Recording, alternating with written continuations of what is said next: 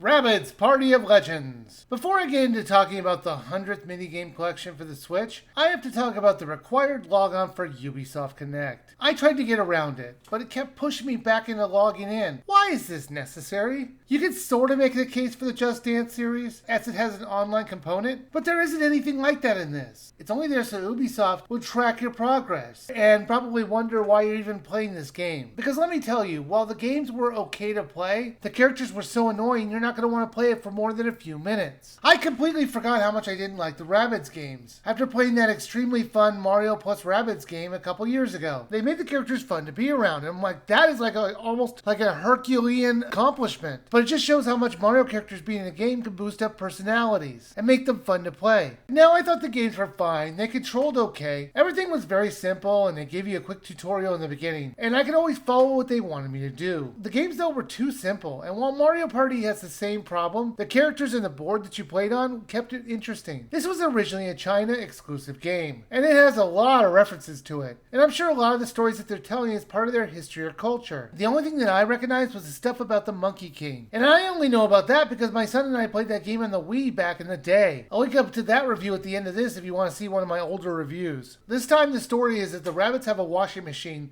that can time travel, and they have to retrieve some books that are scattered throughout the country in order to get their time traveling washing machine back. If this sounds like a very strange plot, it gets even more crazy, as this game actually tries to have an ongoing plot in the adventure mode, which uses the minigames to frame them. Now, does that work? No, it's incredibly stupid. They're basically just taking any game and throwing some weird story around it. It just never flowed right. Sure, you have to give them some props for trying to tie 50 minigames into a narrative, but the problem is that it drags on so long. I didn't care about the plot, and it just kept going and going, and because it made no sense, it was even more frustrating. As you beat the games, you're going to get experience points, and you're going to need quite a few points to unlock something. Usually it's just a new character or a mini game to play in the free play mode. Speaking of the free play mode, there's a party mode, which is basically just pick a time limit and we'll set up a game for you. You can play it in solo or in teams. This game feels like it would have been way better with an online component. Why not let us set up a short game with people online? Or have a free play mode that is set up like a board game like Mario Party, or a game show like, well, I don't know, every other minigame collection, or anything that wouldn't make this the most basic way of setting up a party game. Rabbids Party of Legends gameplay was okay, but the characters were so irritating, it made it a chore to play. It feels like the Rabbids are just a more immature version of the minions from the Despicable Me series. I can't believe anybody enjoying their antics, as this game is average at best. It really doesn't have anything that you haven't seen in another minigame collection. The adventure mode, while it was impressive they tried to tie all the minigames into a story, that story was meandering and pointless. They're asking almost $40 for this, and I have to laugh at that. I wouldn't even buy this for half of that. While this does have some decent minigames, you're going to have to deal with some of the most annoying characters. And while I tried to enjoy it for the gameplay, I couldn't get past the way it was presented. If you like the Rabbids, you're going to like this. But everyone else, I would just skip it.